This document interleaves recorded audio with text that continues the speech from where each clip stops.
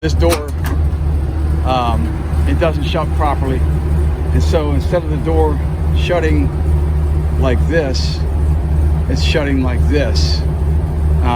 So it kind of swoops up because this hinge pocket down here, good old Chinese aftermarket garbage. I didn't weld it in square, so I have to take everything apart, take a grinder, cut that out, put the new hinge pocket in, and go for a break. We'll see what happens there. I'll get back to you guys as soon as I can. Like, subscribe, let us know what you think, and we will talk to you guys later. All right, Tom out.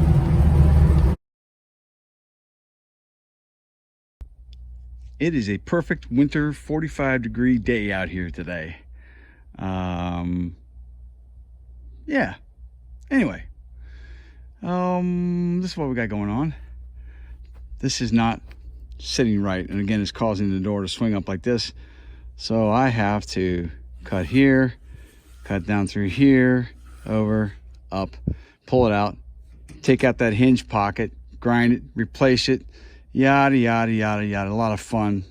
Wasn't planning to do it, but it's got to be done if I want that door to shut straight. It's going to be a bit of a work. Truck's sitting for a while, and I've got some surface rust popping up, so I got to address that issue.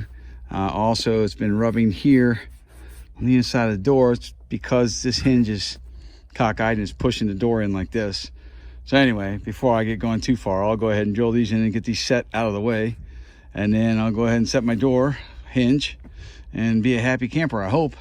And yeah, I'll show you the finished product when I'm done.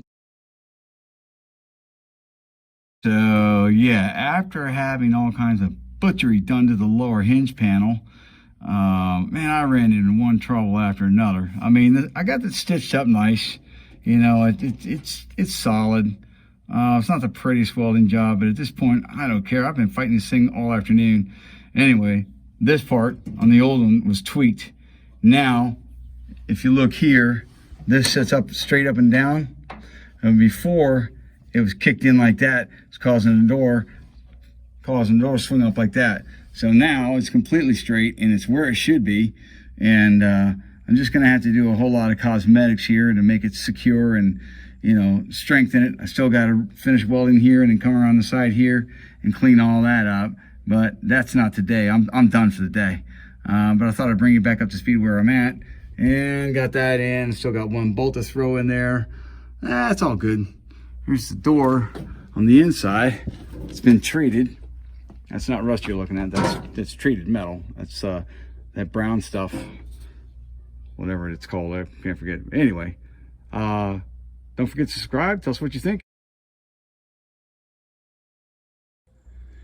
And I can tell you one thing, that is already 100 times better. I still have to go around the other side and come in from the driver's side and then go ahead and adjust the hinges out and get this thing lined up where it should be. The gaps aren't terrible, but then again, in 1959, you know, it's like, hurry up, Joe. 4 o'clock's rolling. Let's get out of here. It's a Friday. Just put the thing together. I don't know anybody who's got a 55, 6, 7, 8, 9. These older 50, 60s trucks where everything's perfectly lined up. It just doesn't happen. You can get them close and looking good. I'm far from it, but as you can see, the door's back on. And I don't know, the next nice day I'll pull it back off and get the welding done, get it all treated, and we will all be happy campers. And unfortunately, I got some black paint on it the other day from when I was painting my bumper. I put the bumper on my door support, because, you know, my portable stand rather, and paint got on that, and then I put my door on the portable stand today, and of course got fresh paint on it. It's gonna be done again anyway. But hey, I hope you enjoyed what we've done here, and looking forward to hearing your comments, complaints. Give us a thumbs up, give us a like, and tell us what you think.